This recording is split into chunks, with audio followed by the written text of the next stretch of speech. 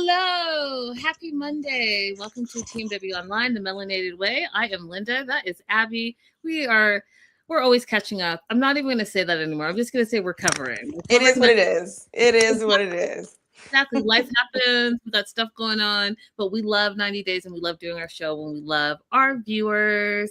So we are on season 12, episode 4, Forsaking All Others. And Abby, overall thoughts of this episode? Again, we continue this journey into Middle America, but this title is particularly good. It applied to almost every single one of the couples, right? Absolutely. And I was telling Abby, you guys, like, I don't think I realized that I don't really know America. Like, I was like, is this just a reality show? And this is why everything seems so, like, unbelievable. Like, Shay's the prize. This fool over here has got, like, red, white, and blue, everything from up and down.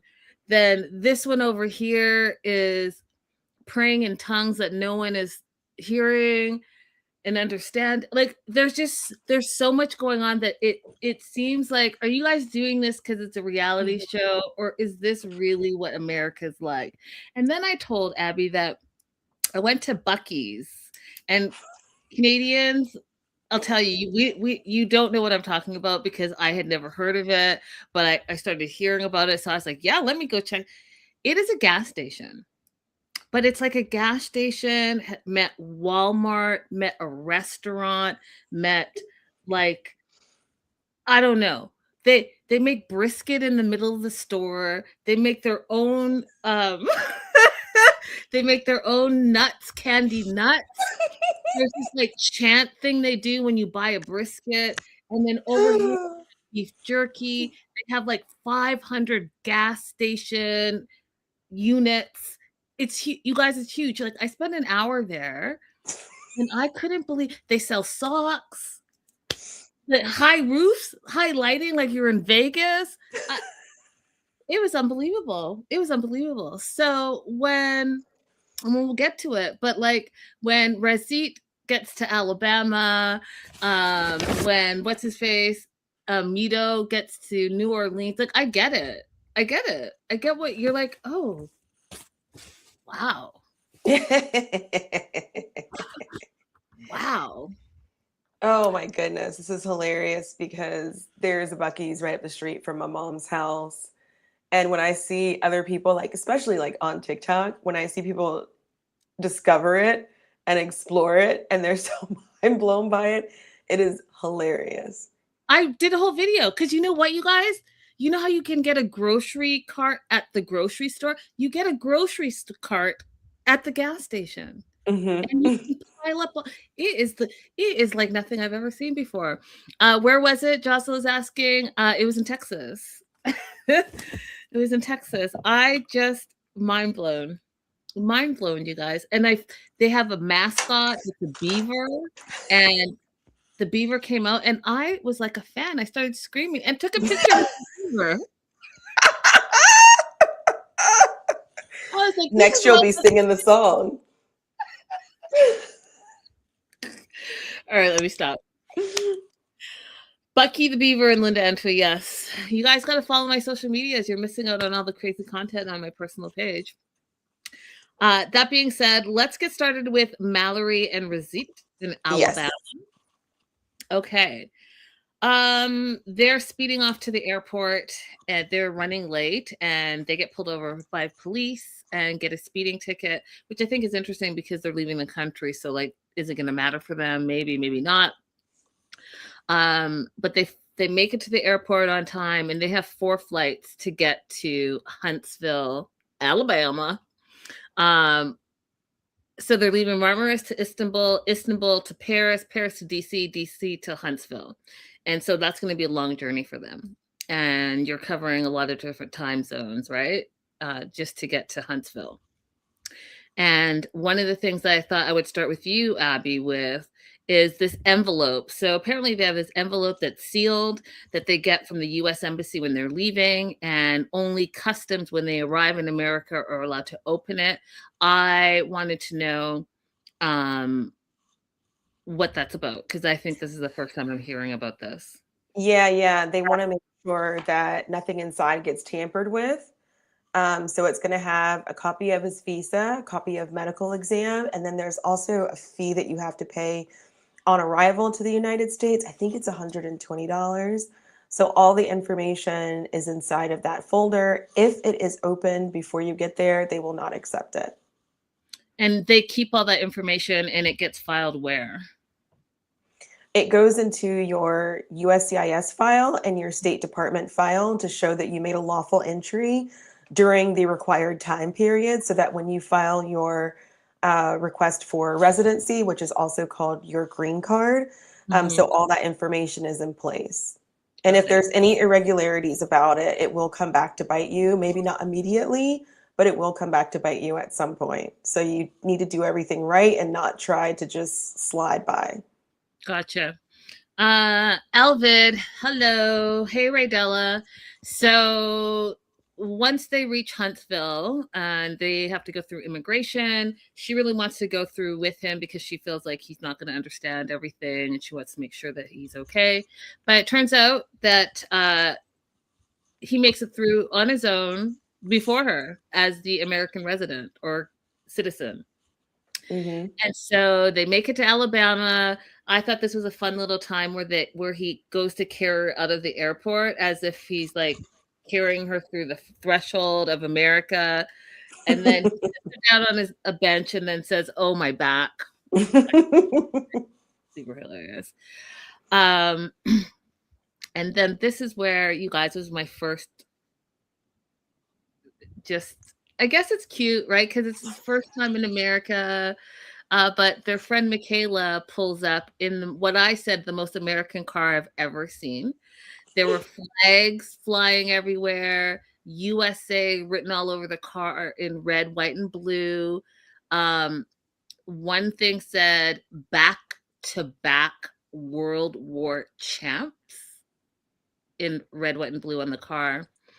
And it was just, there was a lot going on, you guys. There was a lot going on. I don't even know what that means, and I hope it's not what I think it means, because that is just so in poor taste. And then TLC. So I want you to picture this, because even if you don't watch the show, you really are gonna understand what I'm saying. So the backdrop is everything American memorabilia. Michaela's in, cowboy hat, overall shorts, cowboy boots, everything's flagged out. And Receipt is just arrived from Turkey. Okay. The song that they're playing in the background, you guys, is This Love Is Going to Kill Me. Shade level that TLC is on. Yeah. So Did the you want back-to-back World War, the back-to-back World War champs, it does mean exactly what you think it is. And here is one of those times where I realized that America has seeped into me despite my attempts to be a good person. Because when she pulled up and it said back-to-back World War champs, I laughed. And the reason why I laughed is because it reminded me of when I was in Hungary for the first time. And I did not like the concept of a country being on the other side of World War I or World War II hadn't really settled with me. Like it didn't. And on paper, I could answer questions about it if I was having a test. But in reality, I didn't react to it strongly. You know what I mean? So we're in Hungary and we were having a tour of this particular mansion. And the lady explains that a bomb was dropped a few miles away, but it didn't go off. And everybody was very excited because it didn't destroy this beautiful mansion. And my dumbass was like, who dropped a bomb? Oh. Who dropped it? Because it hadn't it wasn't completely with me that I was in a country that was on the other side of World War I or II. Mm-hmm. This particular bomb was during World War II. So anyway, she pulled up and I saw that. I screamed, I laughed, and then I was like, we are so disconnected from harm. It's something, because I was like, is that No, she can't mean. Josla said, "Oh my God, she went all out, decorated the car to heaven." She said it was World War One and World War Two back to back. Oh yeah, she did say back to back wins. That part was crazy. Mhm. Um, and then this other thing that I laughed at because so I had Chick-fil-A for the first time, and don't come for me. Don't come for me. This is just my personal experience. The office that I work at, they love Chick-fil-A. They can have Chick-fil-A all day, every day, all day, every day. Love Chick-fil-A, Chick-fil-A, Chick-fil-A. And it's about the sauces and the sauces and more sauces and more sauces. I'm not a fan. I'm not a fan. So every time like we're ordering breakfast, yeah, you guys go ahead. It's cool. Uh I don't know. But they're gonna take receipt once he gets settled to Chick-fil-A. He's gonna love it, she said, and she kept saying it's hello, hello.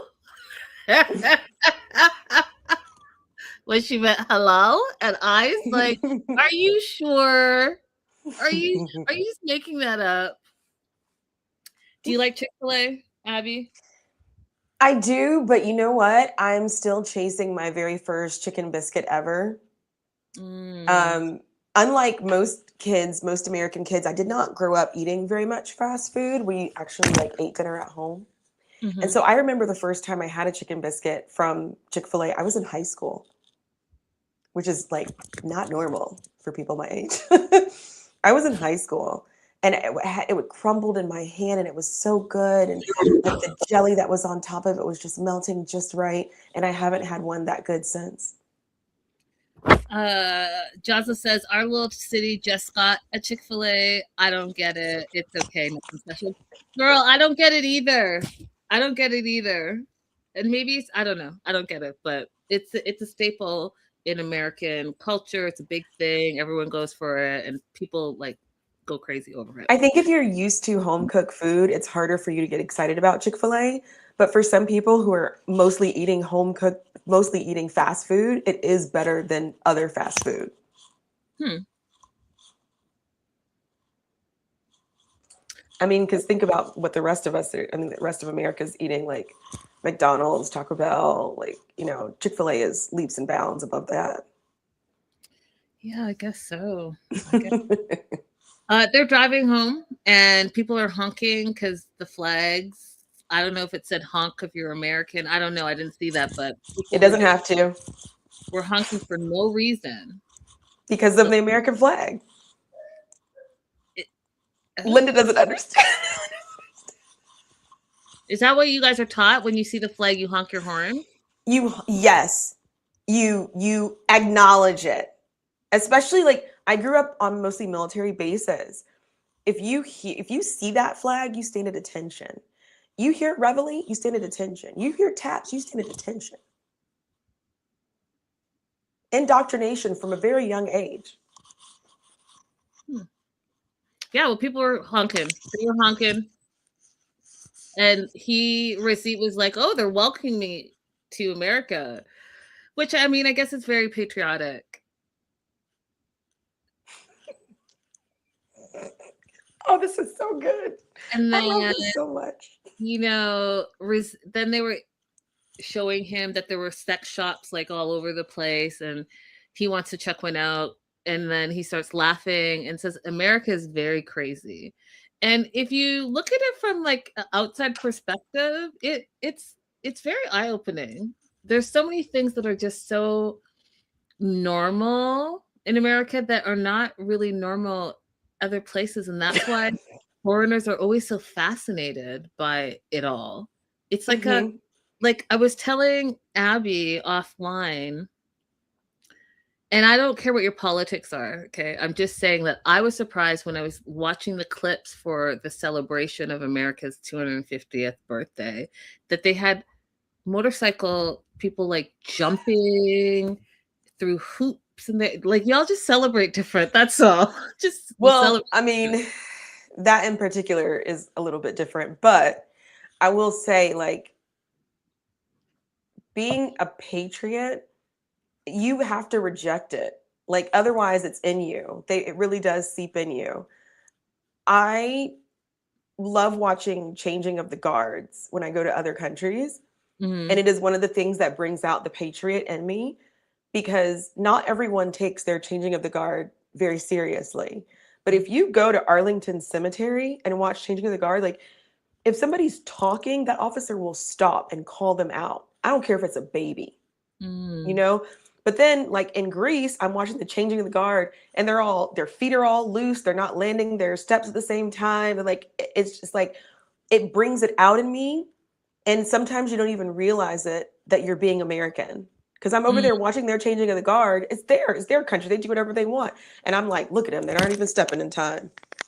I mean, I guess also too that shows why, or America is considered such a military force, right? Because Right. it's ingrained and part of the culture. The other thing I thought was interesting in Huntsville, Alabama, is there's no. She said it's a small town. So Mallory says where she lives is a small town, but there was literally no one outside. It's the middle of the day, and just like Razit said, it looked like an abandoned city. There, like that's your downtown. There was no one outside. Um, and then he's worried. He's like, I'm gonna have a hard time adjusting to your culture. He already misses Turkey. He just landed. He's scared that he's not gonna be accepted there because he's Turkish. And those are all valid Mm-hmm. concerns. Valid concerns. Hey, Becca.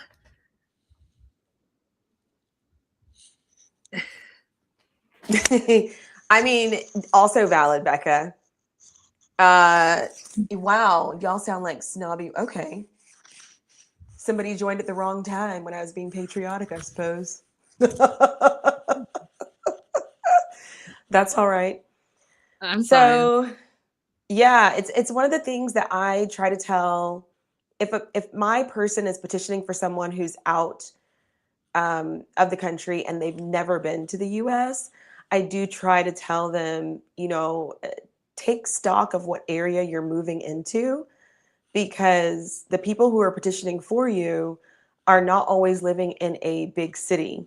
Hmm. But the immigrant, where they're coming from, they usually live in a place, even if it's not a big city, they usually live in a place where they have stores they can walk to right around them because, their neighbors will be operating stores right from their garages a lot of times Hmm. and they have activity right around them and there are things they can walk to, whereas here most things in most places you have to drive to. We don't have reliable public transportation in most parts of the United States. And Hmm. so I try to tell them, like, take stock of the area that you're moving to because it could be a huge culture shock, and I don't want to scare anybody, but that culture shock has driven people into being mentally out of sorts. So it's good to, I think that what you should do when you're talking to your partner and you're FaceTiming or video chatting, you should ask them to go outside and show what exactly is around the house that they're living in so you have a better idea of what that neighborhood looks like, and ask them to send you videos from the closest streets and shops so that you can be more culturally acclimated when you arrive, or maybe Hmm. even decide you just don't want to come there. I mean, that's a good idea, and those are all valid points, especially because you will be leaving, all your friends, your family, and everything that you know, and starting anew, so to speak, and having to be comfortable wherever you're living because your only primary person for the first little while is going to be your fiance. And Hmm. so that's going to be important, right? Because that can affect your mental health, that you can feel isolated. There's a lot of things that go into it. So I think it's really important to pay attention to, yeah, where are you gonna end up, and do you think you're gonna be comfortable living there? Um they get to the house, and it was a cute moment. She handed over a key and said, it was my house, but now it's our house. As soon as he opens the door and unlocks it for the first time, he asks her to take off her shoes, which I thought was very cute. They have a first house kiss, and then and you guys, I love dogs. I love a dog. I love a good dog. I want myself a dog one day when I have a house. But 4 dogs? 4? And I'm noticing that, and I'm not gonna say anything because I love dogs, and I know that, I love dogs, you guys. I'm just asking a question. 4 dogs in the house, on the bed? 4? And not little dogs, like mid-sized dogs. 4? So, receipts like, do these dogs stay outside? They can't sleep in the bed with us, but then when he gets a tour of the house, you see that there's little steps to get onto the bed, so they will be sleeping in the bed.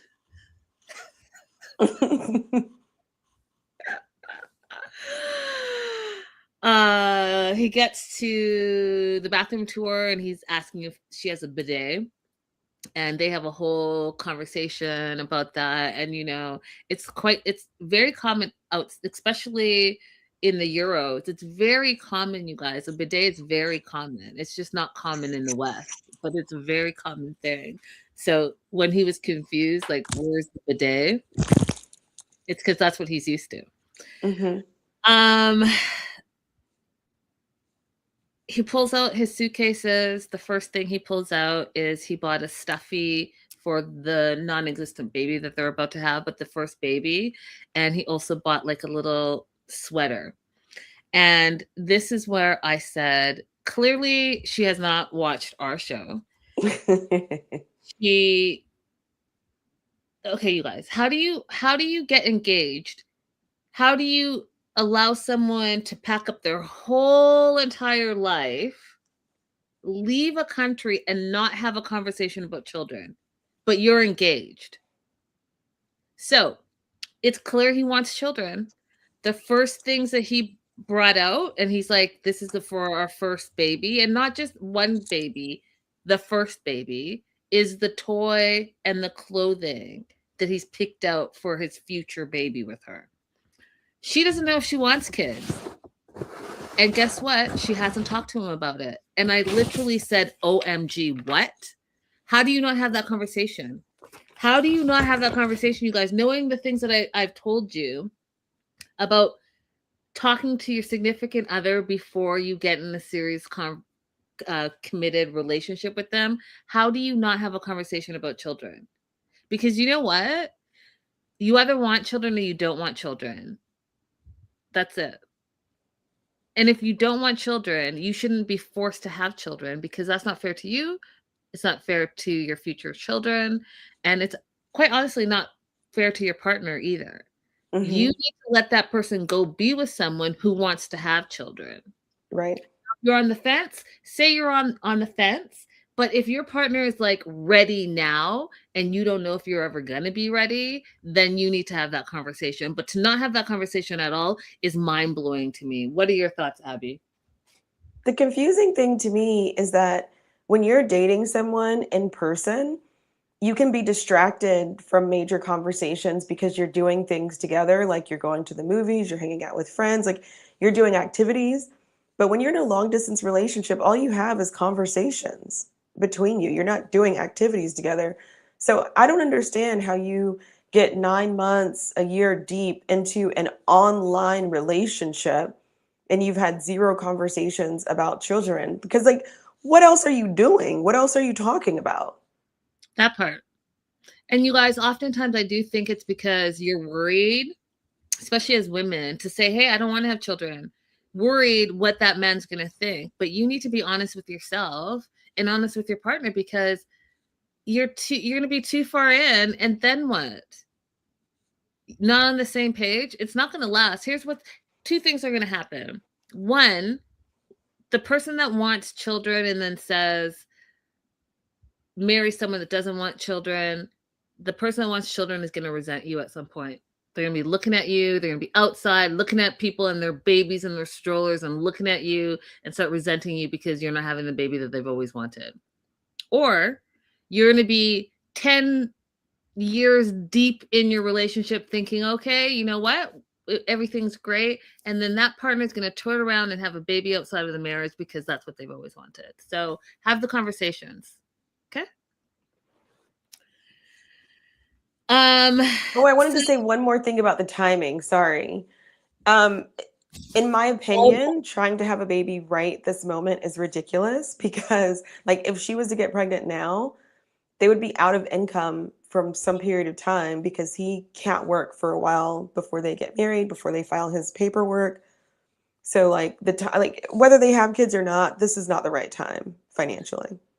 but I don't think he sees that, and I know that you and I have talked about this a lot. Oftentimes, people think all Americans are rich. All Americans are rich. He sees her home that's now his home, and he is convinced in his mind that they are rich. That And what is it that they don't realize? I'm sorry, my mouth is just marbles. But what it is that they don't realize, I think, is that in a lot of other countries, if you have a home, that means you either built it yourself or you paid for it yourself. You and your family got together and put it, it's yours. But in here in the United States, if you see someone with a home, most likely it's owned by the bank. mm, It's owned by the bank, and we're paying a monthly mortgage that is going to last 30, 40 years before it's paid off. So seeing someone with a home here does not mean they had the money to pay for that house. yeah. Becca says, especially because he clearly wants them or expects them to have them. True. Um, and then also, she goes on to say, she'd have to stay home with the baby. The recruit time also matters, which is Yes. absolutely something to think about. Hmm. And so they're getting adjusted in the house. Mallory mentions her situationship. Brandon is coming by to pick up the dog camera that she borrowed, and Receipt loses it. He's upset about it. He's like, "This is my place. This is my house, and I am the boss." And again, I don't know what you guys are talking about. Like, if you guys are still not on the same page about friendships and exes and situationships and all of that, I don't understand how you guys are engaged. What are you guys talking about? I have a feeling I know what's happening. There's little to no talking going on, which is a whole other thing. Because ladies, specifically, use your brains. I know we can get matized, but ending up with a baby and no plans and not speaking to your partner is outrageous to me. Because then you're with that person for the rest of your life and you guys don't even want the same things. And you maybe didn't want to have a baby and then you weren't thinking because you were so matized by it. And boom, now what? Think about it. Hmm. Do you want to add anything else before I move on? No, let's go, Debbie. Okay. Overall thoughts of Debbie and Mito. What the heck is going on in every facet with what she thinks his relationship is, where he think he's living, with his hair, everything. Everything is just a mystery to me. Agreed. I'm going to tell you guys this. Abby has called me out multiple times. I don't like him. I don't like him. I don't like them together. I don't like his intentions. I think he's terrible. I think he's selfish. So I'm going to be speaking from that perspective. And just that's my disclaimer. I don't get it. Debbie and Mito, 5541 North Carolina. Not North Carolina, New Orleans. New Orleans, one of my favorite cities, by the way. Starts off like this. He doesn't know if he's even coming. You guys, last time I spoke about this, it couldn't be me. I'm not driving to the airport to pick up some person that I don't know if he's going to be there or not going to be there because most airports are not that close and it's an effort to get there. So her sitting around for an hour and a half doing all that, that already rubbed me the wrong way. He thought he was playing a joke by saying that that's what Egyptians do. That's his way of joking. I don't believe it. I know plenty of Egyptians who just don't. That's not what they do. If they're coming, especially halfway across the world, they will let you know. You know when their flight is landing. So whatever he's doing is him alone. Okay. Devin, the daughter, comes. Devin is kind of like the chauffeur. She's the one that's she picks them up. They sit in the back like they're in an Uber, and she's asking questions. She's hoping that he's going to apologize for his poor behavior. this whole way. But if you're coming with the poor behavior on your first day, you're setting the tone for the rest of the time. And if it was me, Abby, he would have been gone. He would have been gone the next day because I don't like any of this. So Devin, her daughter, is going to keep an eye out for her mom because she feels like love is blind. And Debbie, you are being blind in this situation. I actually don't even know what you see in him. I don't see the chemistry between you two. And I have questions, you guys. I really do. I don't see it. I just don't see it. They arrive at the apartment, and then, this because Debbie, y'all, she looks good for her age. She's 55 and she looks good. She looks good. But as soon as she got into the apartment, I said, "You are your age." She had all like 5,000 decorative eggs everywhere, stuff just everywhere, knickknacks everywhere, knickknack. Here a knickknack, there a knickknack. It was just a lot of stuff. Then we find out that Devin also lives in the house. I don't know how we're on episode 4, and I'm just finding out that Devin actually lives in the house, and she sleeps on the couch. And it's a 1-bedroom and stuff. Yes, you guys, I'm so glad that they changed that situation because there were too many people in a 400 square foot apartment. No. Mm-hmm. Mito brags that even his house in Egypt is bigger than her apartment. And so now you have a small little ass apartment, 3 grown adults, one of them first time in America. And then we find out that Debbie's not lived with a man in over 20 years. And she's not had sex with a man in over 10 years. And don't think the disclaimers are going by me. Okay? They're not. She specifically said with a man both times. Didn't have to, but did. Mm-hmm. We find out that Mito's a virgin because of his Muslim faith, so he's waiting till marriage for sex. And I also put in there that he doesn't want her. I don't think he wants Debbie. I think he wants to be a Hollywood star.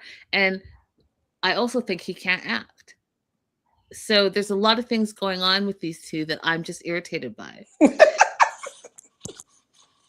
The producers say, well, what are you going to do if you're not, compatible sexually with Debbie? Will you leave her? And he said he didn't know. Yes, because he doesn't want to be with her in the first place. So yes, he'll leave her. And that will be the excuse. This is like another Muhammad who married, what's her face? The nurse. And said, Danielle. Yeah, and then said he couldn't kiss her on their wedding day. Mm-hmm. This is reeking of that same situation. Mm-hmm.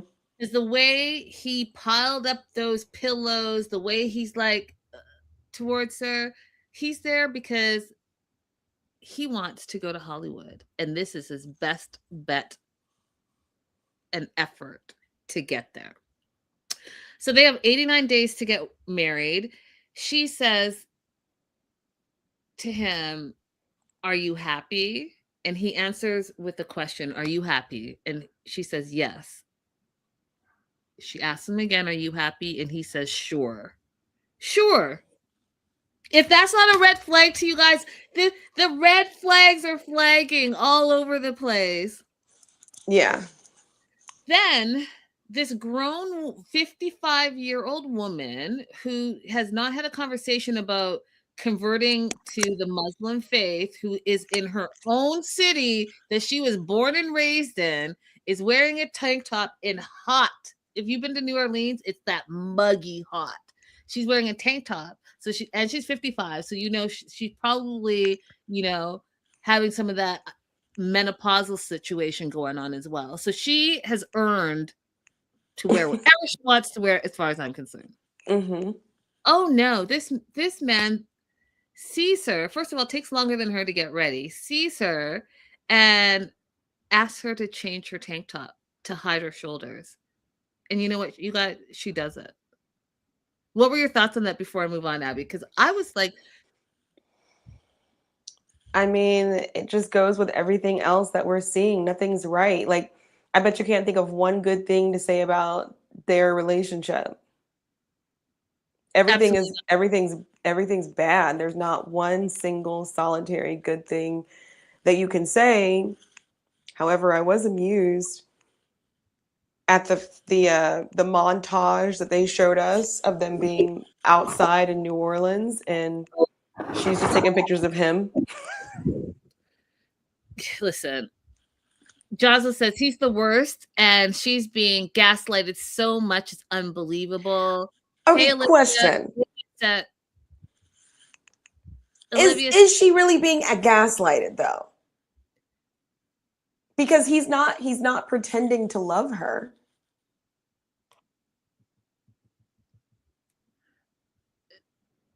Okay. He's I'm not gonna, putting on any airs. He's not embracing her tightly. He didn't show up with a, oh, here's something that you really loved when you were in Egypt, so I brought some for you. He's not giving her any words or actions to make her believe that this is a true and real relationship. So is it gaslighting? they're both pretending about something, though. Olivia says his only concern is his acting career. I wish he wasn't so desperate. And she goes on to say he's a virgin, but Debbie was screaming that he slept with the Egyptian woman, so she knows he's lying.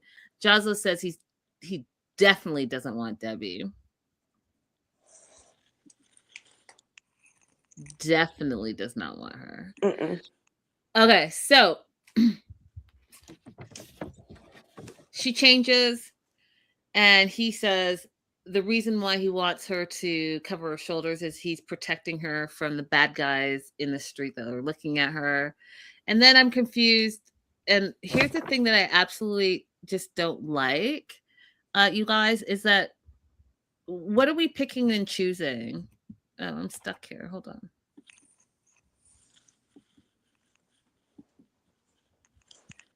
Jocelyn says he's not gaslighting her. You're right. Okay. What are we picking and choosing, you guys, when we're talking about faith and religion and all of that? Because I'm just trying to understand it. So he's saying that he's a virgin and he's waiting for marriage, all of that because of his Muslim culture. He is asking her to dress modestly because of his culture. And then, but then they're holding hands. They're walking down the street and they're holding hands. Is holding hands okay or is it not okay? Because we just saw in Morocco that they couldn't even touch. I don't get it. And then he's dancing away in the streets of New Orleans and spinning her around. So is he allowed to do that? Is that okay? Or is it not okay? Then, and I don't know why this is stuck. It's bugging me though. There. You can be whatever you want. Just be who you are. That's be whatever you want and whoever you want. And I'm just saying that the vibes I'm getting from him is that he is not even on the same team. He's not playing for the team that Debbie's looking for. That's the vibes I'm getting. So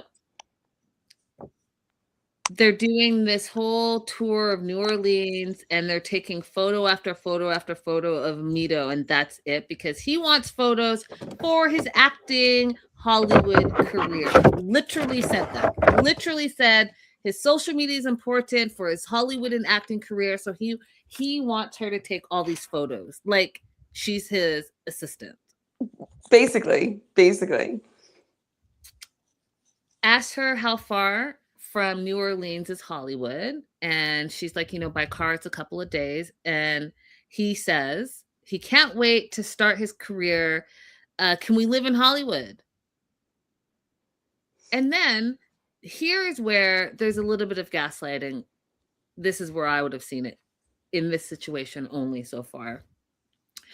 He says, I left my career. What career? You're supposed to be this big Egyptian actor? Because I looked you up on IMDb. I don't see a thing about you. I just looked you. I Googled you. I don't see anything. So what shows have you been in?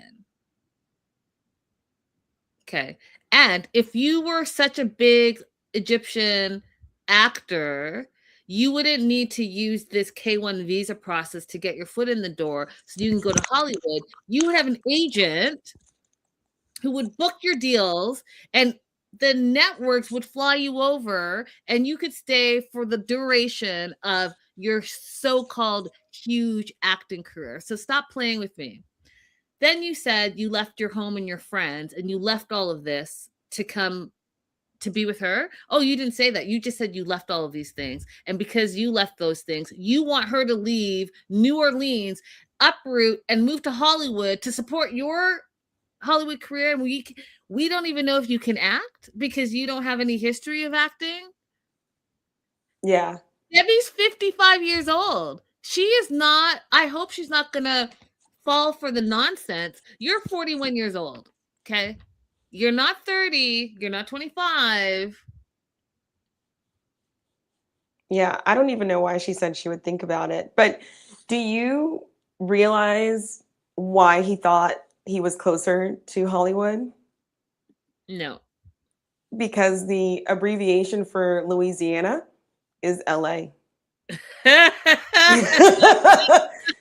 like, you know how in a lot of places they just write city and country, city and Yes, country. So I'm yes, 100% sure when he saw New Orleans, comma LA, he thought it yes. was near Hollywood. 100% right. I bet you that you're absolutely right.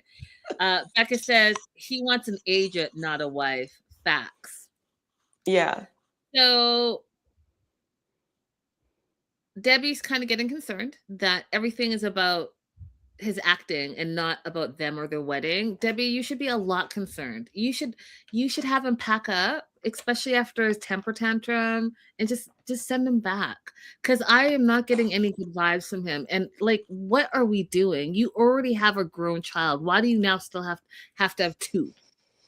I don't I get it. don't know. The producers gave us that shot of Mito standing in the rain. It was so ridiculous. Can you stand the rain? Oh my god.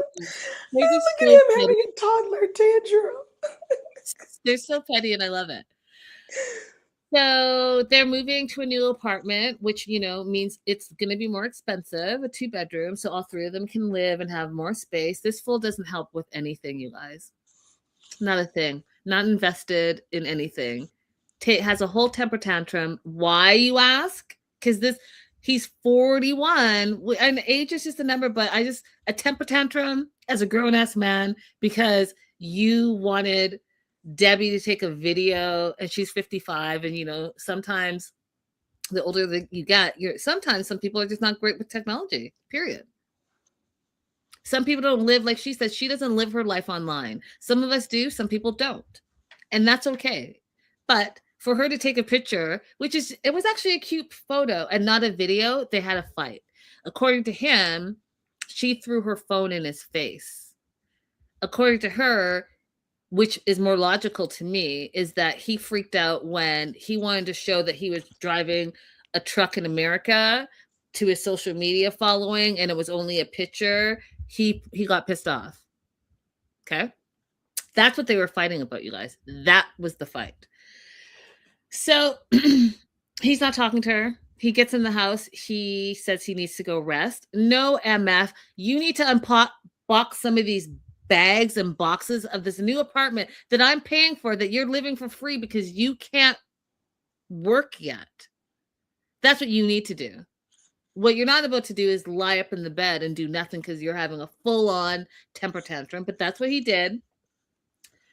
And when asked by the producers, like, what are you so mad about? He said he wanted a video of him driving the truck. She took a picture instead, and she didn't, quote, do what was required from her. Required is the word he used. And no, it's not lost in translation because we all know what this is. This is nonsense. He's using her. Like Becca said, he wants an agent. Okay. He's thinking that she is the ticket to Hollywood and she needs to get in line. And I don't like it. Abby? That is what it is. I have nothing to add.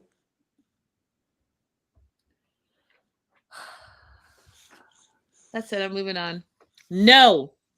Don't get sucked in. Don't get sucked into the foolishness. I don't care how old you are. Women, we are too women and beautiful to get sucked into some nonsense. Don't get sucked into nonsense. It's not worth it. Be single and happy and go travel with your friends. Go eat with your friends. Go drink with your friends. Don't bring some scrub into your house that is just going to bring you down for nothing. If he's not bringing value Exactly. to your life, then absolutely not. Do not add that person. Go get a dog. Exactly. And At least the dog is loyal. even if it's a lavender marriage, you can find someone who's more compatible with you that you're actually going to have fun with. Yeah.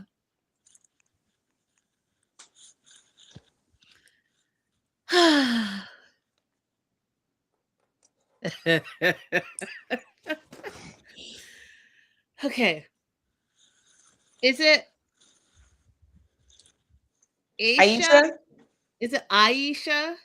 I've been saying Aisha, but the way it's spelled, it could be Aisha or I Yeah. like all the ones that I know are Aisha, but it could be Aisha. I haven't heard anybody say it. No one's saying her name, which is weird to me. So, okay, let's go with Aisha. Aisha and Maxwell. This is another couple that I don't understand. And I know that we talk about it, and I know you guys know my faith is very important to me, but this is I don't know what her faith is important to her, and I'm not minimizing it. I just have never seen anything like this. I'll be And minimizing it. and the fact that there are certain things that I just think, like, who show me in the Bible where you saw this. Okay, so here I'm just gonna jump in. Aisha and Maxwell. So Aisha's with her friend Patricia, and they're in Alabama. And she's just really surprised that this K1 visa process didn't go the way she thought it was supposed to go. And she said, it's a very long process, the application, and then you have to wait. And then they got a denial. And she's just shocked by it. And she feels she is at a crossroads and no answers here. And then I said, what are you talking about? There's no answers. You literally sat with a lawyer. The lawyer said he got denied. You can't do the K1 visa process. There might be some fraud there, but you can do the CR1, which is a spousal process, and you would have to start that. So what crossroads are you at, Aisha? She's at What? the crossroads of her brain not wanting to accept the things that people have told her. But then to throw the lawyer, immigration attorney under the bus by saying the lawyer had no answers. There were no answers here. No, fool. We watched him sit you down and give you the answers. I don't like when people disrespect just because you don't want to hear it didn't mean you didn't get the answer. Right. But she's not. We can tell as this conversation goes on that Aisha only hears what Aisha wants to hear. Because she started off saying, I like the fiancé visa because it's quick. That's not true. She goes on to say, the attorney can't tell me what to do. That's not true. And then there'll be some more examples, like as we go on, where Aisha just hears what she wants to hear. Yeah, I don't like it. I don't like it. I don't like it. And you sound crazy to me because And it's like, she does sound great, but moreover, it's weird to me that her friends are not willing to call her out. Well, her godbrother did kind of, but her godbrother did it a little bit more on the something might be wrong with Maxwell tip, as opposed to you didn't actually listen to what the attorney said. But I'll wait till we get to it and tell you another example of where I think she's just making something up. yeah, I'm not into it. So then she is meeting with her friend Patricia, who is allegedly a prophetess and gets messages from God. And according to Aisha, everything that she prophesizes on comes to pass. But then you said that she prophesized about your Nigerian fiance and that whole visa process. So are you using the term always and everything loosely? Do I maybe not understand the meanings of those words? Because if indeed that is true, and if indeed she is an alleged, if she's a prophetess, then something went wrong there, in my opinion. Then Aisha goes on to say that she's such a great prophetess that she prophesies this show, meaning 90 Day Fiance. Then they decide that they're going to start praying. And here's the part that first of all, what was even prayed? Did you hear, Patricia? What were you praying about exactly? Because I was just hearing a few words here and there. What were you praying about? And then Aisha speaking tongues, and I already told you guys, and you guys can look it up for yourself in the Bible, okay? If you are really given the gift, and if you believe in that, the gift of tongue, you only have the gift of tongue if someone else there can understand what you're saying. And then you want to say that the ducks like, what are we doing right now? What are we doing?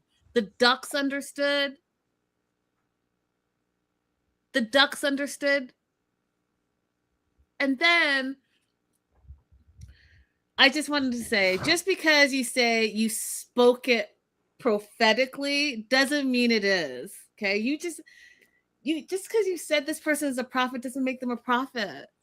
Okay. And you already disclaimed her in the eyes of me by saying that she always gets it right and everything comes to pass. And then clearly it doesn't, because you now have to go to Nigeria to see if you still want to marry this dude that you had a list that was like sky high, but then you circle back and you got all this stuff that you're trying to change about this man.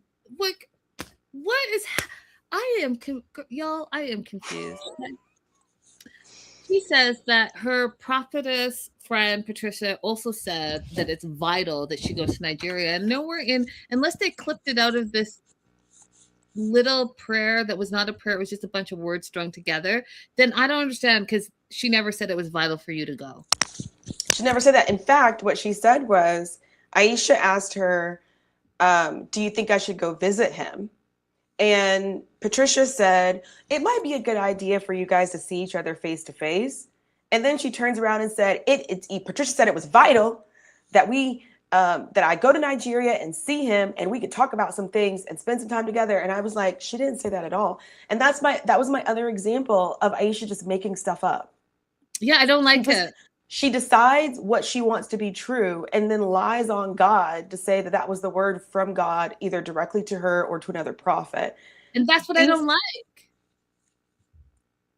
Go on. I'm just agreeing with you. I don't like that. Yeah, no, I mean, that was pretty much what I was going to say, is that for someone who, I'm coming at this from the approach of, I don't believe in any of this stuff, right? So from that approach, I can still appreciate people who do believe and their belief makes sense to them, right? This does not make sense internally or externally. There's no way, I think, that you could be a smart person and also believe what she believes in the way that she's expressing it to us. I don't think that she has cognitive discernment if she wants us to believe the things that she's saying that are religion based. Like, I literally don't think that she could possibly be functioning well in other aspects of her life if this is her belief system. Like, how could you ever choose a good partner when you're showing us that you can't even listen to the words other people are saying and interpret them correctly? And what is it that you're believing? Because every day, everything that you say changes, even throughout the episode. Right. That we're watching, right? Like, don't tell me she always gets something, unless you're doing it for entertainment, which I don't know. Because here's the other thing. Jumping off of what Abby just said, she also says that she's a visionary. And I literally laughed out loud, because if you're a visionary and you see the full potential of everything, then first of all, if you're a visionary, what's all this talk about the profit and this and this? If you see the full vision of everything and the full potential of a situation, then what's the problem here? Why do you need the prophet to tell you to go to Nigeria? And why do you need the prophet to tell you that you're supposed to do a K1 visa, but no, now you're going to do the CR1 visa? Like, if you saw the vision and you're a visionary in the sense that you see visions, then should you not have seen this coming? She Thank you says so she much. sees the full potential of Maxwell, her future fiance. I don't even, is he a fiance at this point? What is he? Her future husband, I'll say. But she wants him to change his hairline, get a fuller hairline. So she's bringing a bunch of products for that. She wants him to fix his skin. So she is bringing like retinol and all that stuff. And then says, that also pissed me off, she's bringing all this stuff because Nigeria doesn't have those. Girl, can you stop perpetuating the stereotype? Actually, stop it. Just stop it. Yeah, that's crazy. I just watched If you go to uh Lagos is a major city. There are more people in Lagos than there are in Huntsville, Alabama. Okay? City life. Go. yeah. Go and check it out. Yeah. Go And I ahead. just watched you don't know if you guys follow any on Instagram, but she had a trip to Nigeria not that long ago. And before she left, she traveled around to different places, picking up different brands of makeup and skincare that is specifically, created in Nigeria and is more friendly to darker complexions.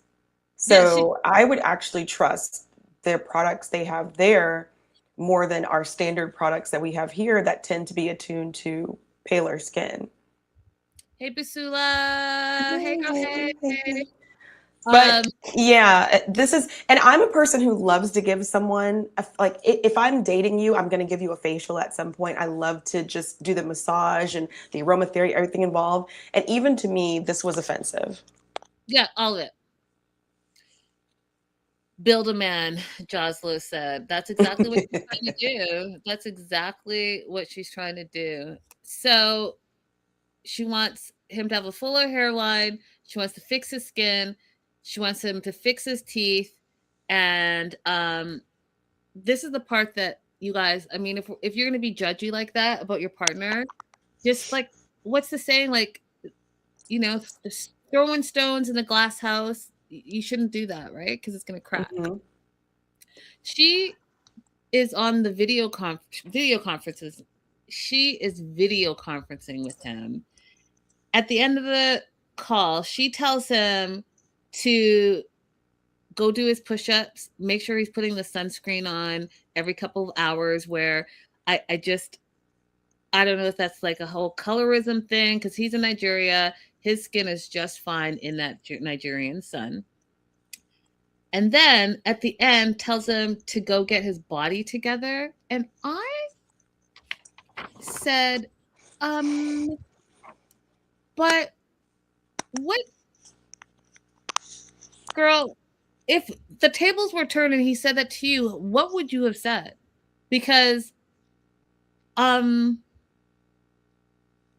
Yeah, this has nothing to do with Maxwell and everything to do with the fact that she just wants a man.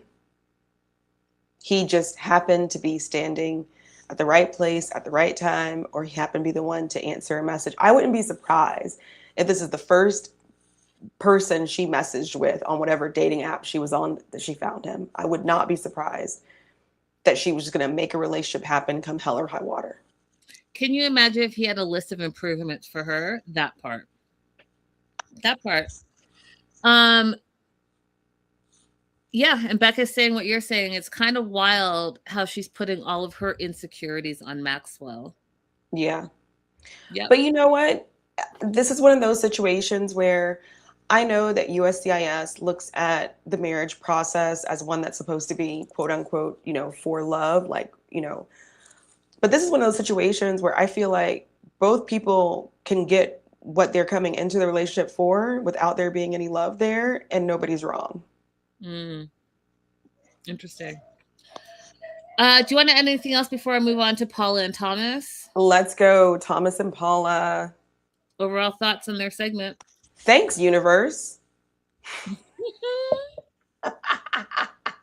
Yeah, thanks, universe. They are in Los Angeles, well, Long Beach specifically.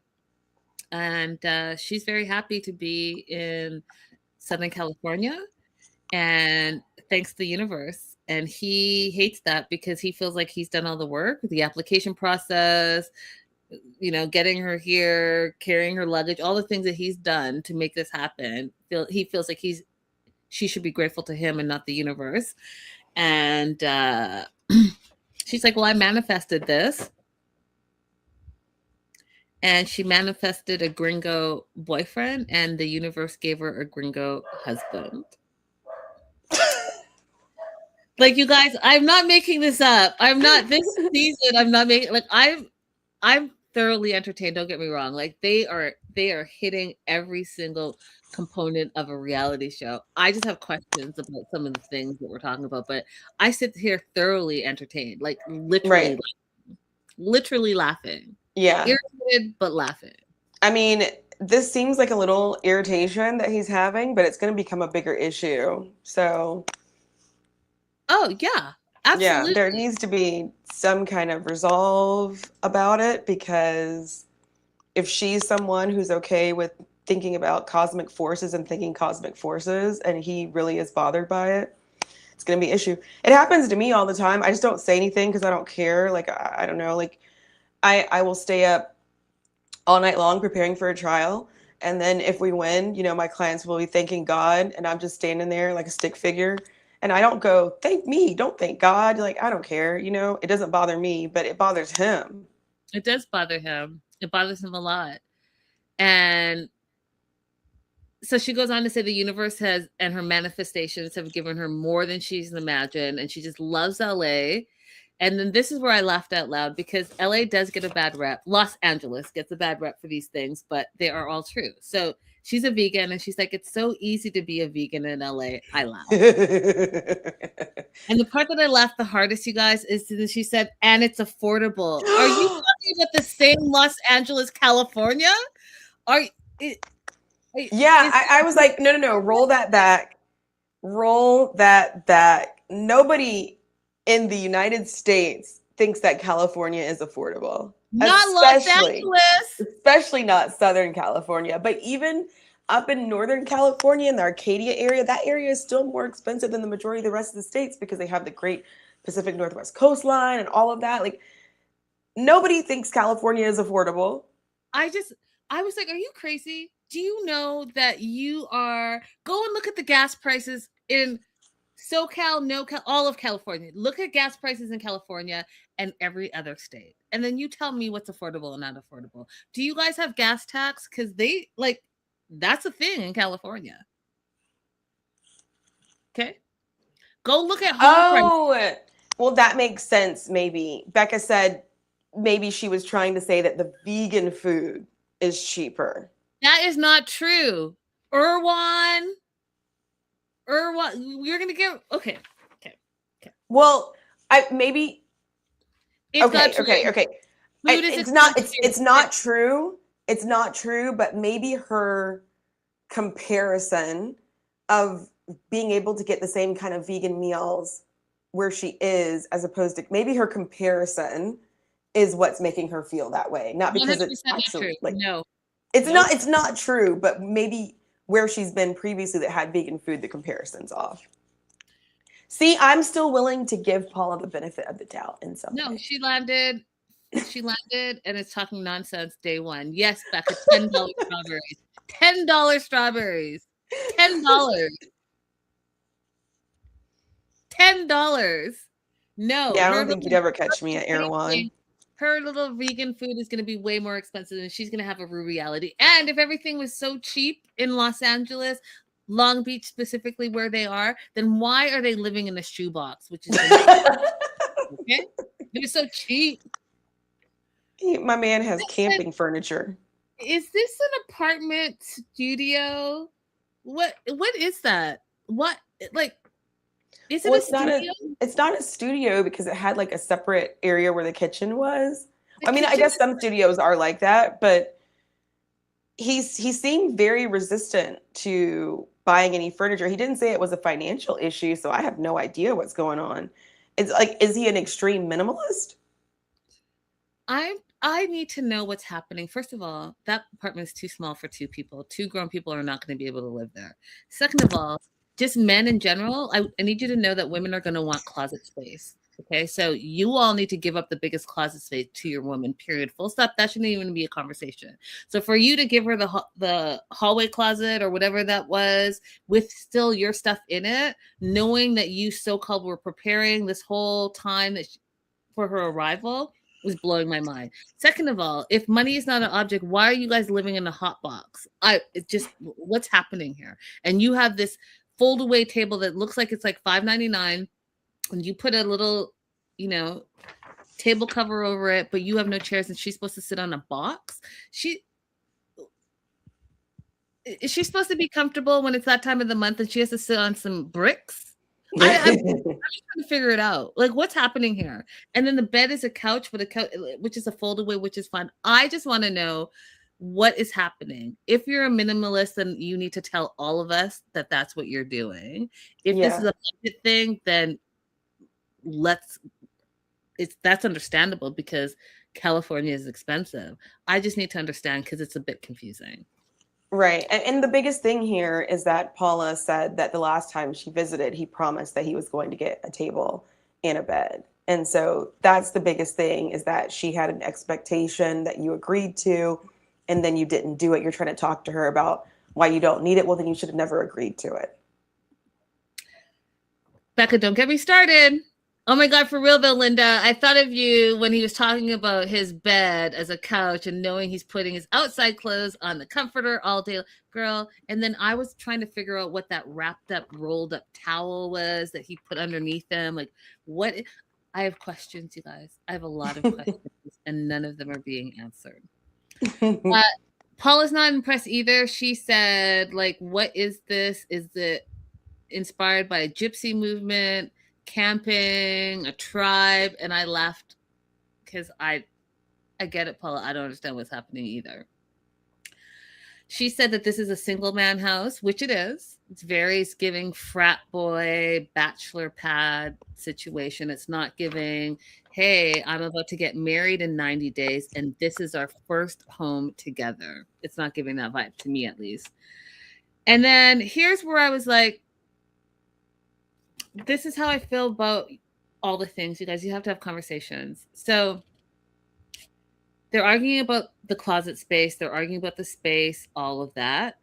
But she's now introduced something that it's a big deal. This is like money, okay? Because guess what? You can't survive in life without money, and you can't survive in life without sustenance and food. And every person decides for themselves what they want to eat because it's their bodies and they can eat whatever they want or not want. That's my take on it. Here's what happened. Paula goes to get some water out of the fridge. She sees that there is meat in the fridge. It's vacuum packed, but it's in the fridge nonetheless. Okay. And she freaks out. She's not okay with this. She doesn't want Thomas to have meat anywhere in the house. He's not allowed to cook meat in the apartment, and she doesn't want to see meat anywhere. He has one of those dehydrators that he makes jerky, like Bucky's jerky, but he makes them. Yes. No to that too. And she's adamant about it because she's a vegan. Now, I said, there's no way that you're going to tell me what I'm about to do food-wise.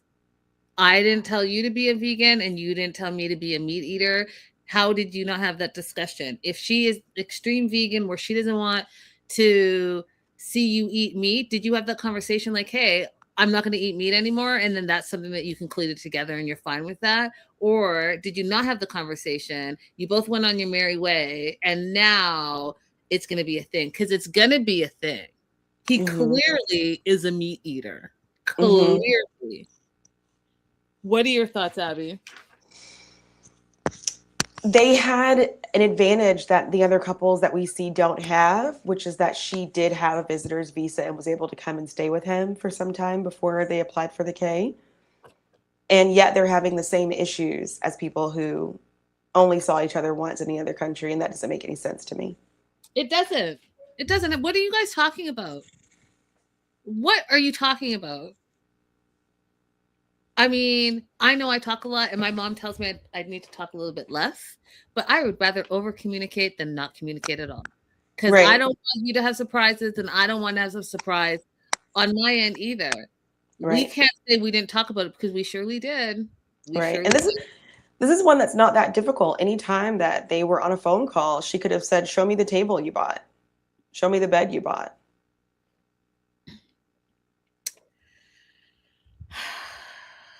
Do you want to add anything else? Because that's all I have for them. They don't Let's have go. Shay and Annabelle. thoughts. That breakfast looked disgusting. Oh my god, everything about this is just you guys. What's happening? What's happening in Paducah? I know someone's gonna correct me. I know I'm saying it wrong. Paducah. Paducah. What's happening in Paducah, Kentucky? Why is Shay considered the prize? What is I just okay.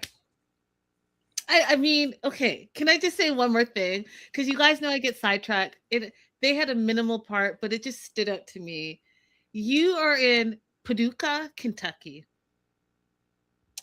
You know that they don't film in Paducah very often, right? So if you're going to be on an international TV show, and you know you're going to be on an international TV show, and you know that filming for the day is like going to be a whole day, I would think that you would put your best foot forward, wouldn't you? Like, you know that TV is like forever, and you know, like 90 Day fans are like hardcore. So when Lindsay was saying goodbye and there was this big hole in her sweater, I'm not saying you had to buy a new sweater, but couldn't you just put a little patch on that or something? Why is there a hole in your sweater? And then you're talking crazy to the immigrant about how she is a mail-in bride. Like, I'm looking at your sweater and you're judging her and I'm judging you then. Because, like, if we're going to judge about stupid shit that's not true, then maybe put your best foot forward. Linda, that was her Yes. best foot. She woke up and she put on her favorite sweater, nay, her lucky sweater, because that's the sweater she wanted to be in for this filming. And I really don't know how else to break this down to you. I don't. You just grow up and you know trailer park ideology. I don't know how to make it. I don't know how to make this real to you. Shay and trailer park ideology, high up there on the desirable scale. I know this, and I don't even live in that part of America. Yeah, it's confusing. Annabelle's cleaning the tub and cleaning the house because she likes a clean house, and there's just dog hair everywhere, just like the other place. Dog hair everywhere. She's not into it. But Shay stops her because he wants to make her breakfast in bed. And I don't, is that a thing still, you guys? You guys are eating in your beds with all the crumbs. She said that's not a thing in the Philippines. Is it a thing still? I mean, I guess it's a thing if you actually get up early enough to do it, but if somebody's already up, dressed, and starting their business for the day, then you didn't make it early enough. You got to try again the next day. You can't make them get back in bed. Right. She was just cleaning that dirty tub, and now you putting her like, I just. And then the bread was and then the breakfast was nasty. Like, if you want me to come stop what I'm doing to come eat your breakfast, then at least make something good. This was like something my fourth grader would have made for me on Mother's Day. It really just was not like, what was that? What was that? You guys, what was it? The processed old jiffy type bread, and you just threw the jam in the middle. You didn't hit the corners. If you're gonna give you some nastiness, like, at least make it look good. No, and I didn't see one seasoning on that. There was no salt or pepper on those eggs. It was just like, bleh. Okay. Yeah, he wants to make her breakfast in bed, and it was toast and eggs, and she took one bite, and you could tell she didn't like it. She said, I can't eat in the bed, so thank you, let's go. Meanwhile, you know what Shay's thinking about, Abby? He's thinking about the competition between his daughter and his fiance, and I think it's disgusting because he likes it. He mentions it and he likes it. Ew. They're gonna go downtown Paducah to check out the city and check out downtown. And it's literally concrete and sand everywhere. And when I say Shay did not stop talking, he doesn't stop talking, you guys. He just talks, talks, talks. See how I'm talking so much? You're like, oh my gosh, can she breathe? Because she is still talking. That's what he's talking about. He's talking about the concrete, the sand, something about 1937 and Market Square, oh, the whole thing. And Annabelle is like, he talks too much. She wants him to just be quiet for a minute. And I get that. Like, give her a beat. What are you talking about all the time? It's Market Square. And again, same question I had earlier when I was in, where was I? Huntsville? Huntsville. Where is everyone? This is your downtown. Where is everyone? The Shay told us that his friends just bought the restaurant that they went into. There was no one in that restaurant. And yes, there would be no one in it because they're filming, but like, where is everyone? Okay. A Market Square. Now, might be a hard topic to talk about, but I do want to address it a little bit. And I want to address it because I think that it's important. I want to address obesity in America. It's a thing, and it's a big thing, and I feel like it's getting worse and worse, and it's not because Americans are lazy. It's because all the food is overprocessed here. And you think you're having an apple, but that apple that you bought at the grocery store that is extra red is because it's extra processed so that it lasts longer and it stays like it's fresh, but it's all fake that you're eating. So you think you're eating healthy, but it's filled with chemicals that are not supposed to be in there so that it can last longer and that the companies can make more money because it sits there longer. And I'm just worried because instead of addressing obesity in America, which will cut your life in half, we are addressing it with pharmaceuticals and get thin quick solutions, and none of that's going to work. And I'm just worried. I'm worried for people. So many people have diabetes and high blood pressure and heart issues and clogged arteries, and especially in minority communities where you also don't have access often to affordable, truly organic foods. Going to Erewhon and spending $30 on a natural smoothie because that $30 probably, like, can we address it? I'm concerned because I'm seeing a lot of this if this is middle America, when I'm watching, it's a thing and it's a big problem. It is a big problem. And you mentioned a lot of different points about the food issues, but one other thing I want to mention too, hey Lori Stories, is I used to live in Southeast DC. If you guys are not familiar with DC, Southeast is the part that is where most Black people are concentrated nowadays. DC used to be a lot more Black, but in the area that I lived in, there was one grocery store. And when you go into that grocery store, I did not ever buy produce from there.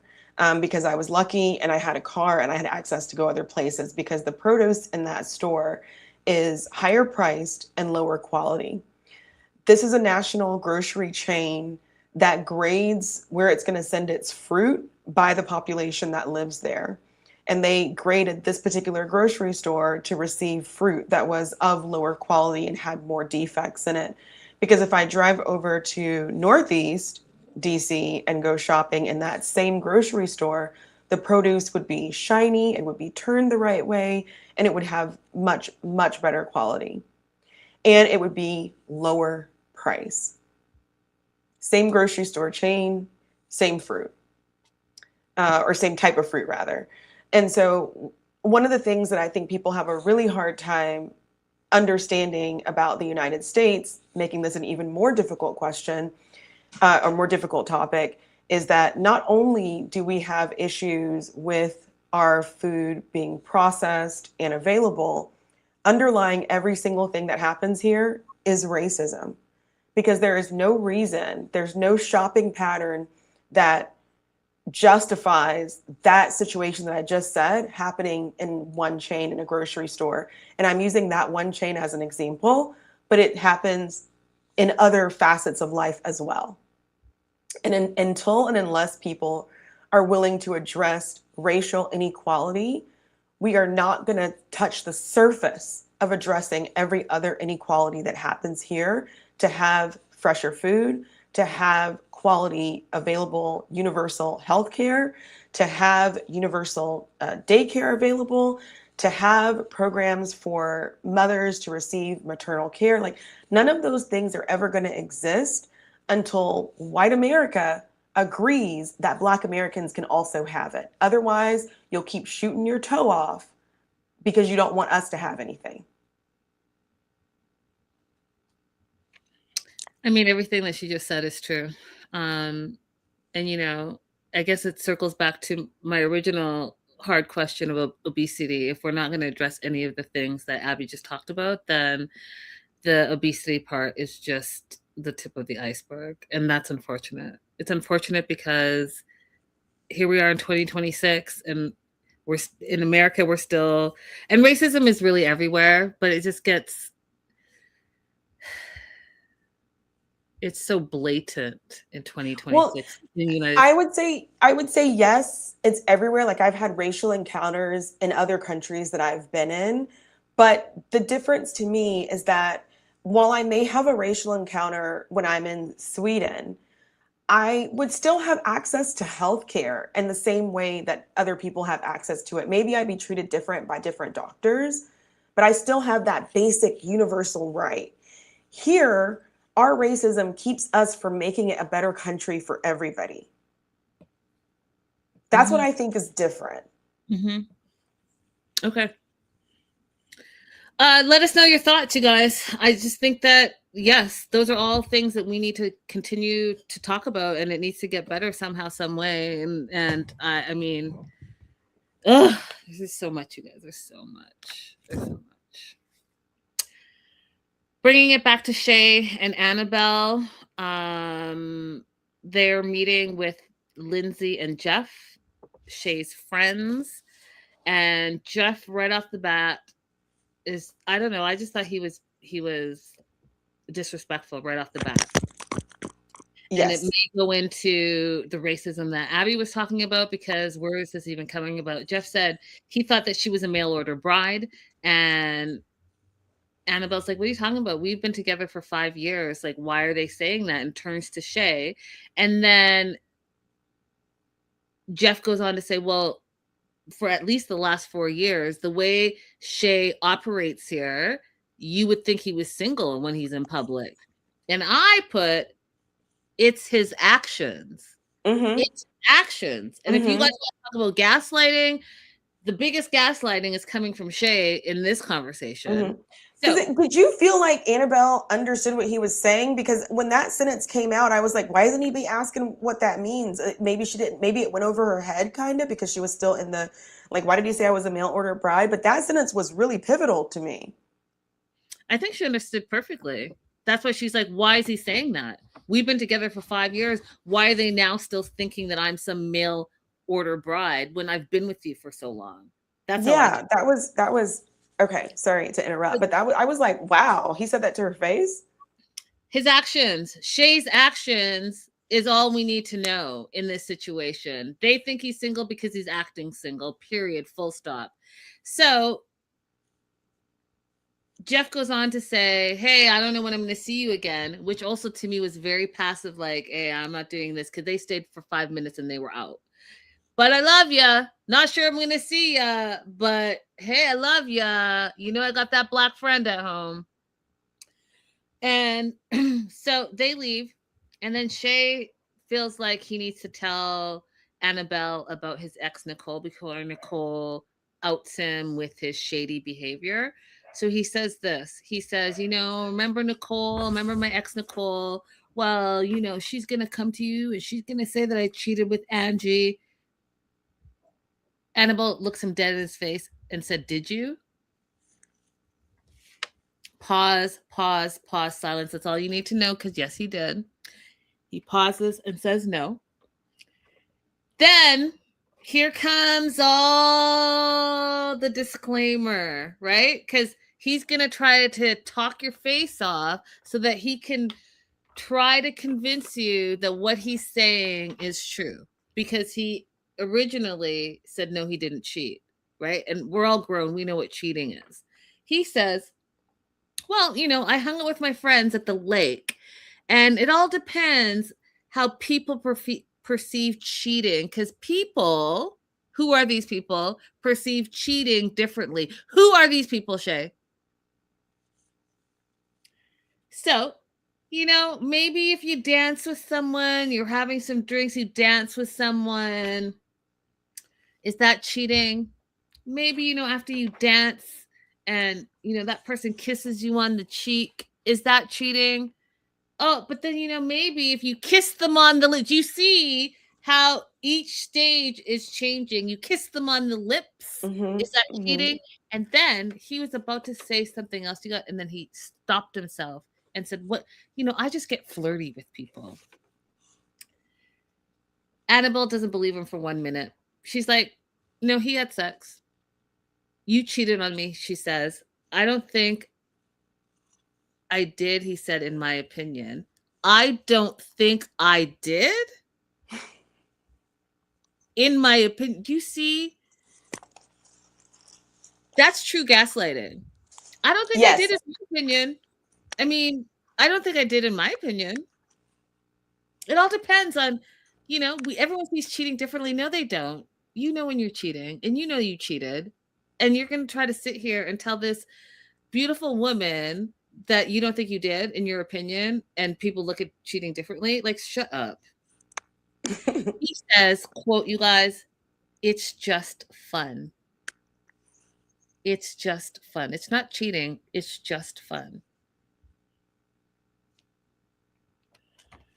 She's mad. She said, you cheated on me. She calls him a liar. She is mad that she left her family to come to Timbuktu, and she thought she loved him and he loved her, and maybe there might not be a wedding because she doesn't want to be with a cheater. Abby? I want more for Annabelle. I would understand if she decides to push through and stay. But I want more for her, and Shay is not honest, and he's dirty. Yep. So that's it. That's how I feel too.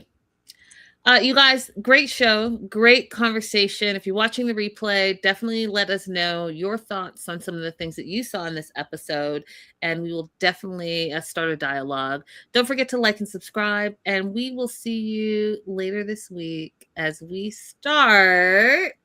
What are we starting, Abby? Well, we started The Last Resort. We're going to continue Last Resort. Girl, it must have been uneventful for you. No, We'll see you on Friday. Okay, bye. Bye, guys.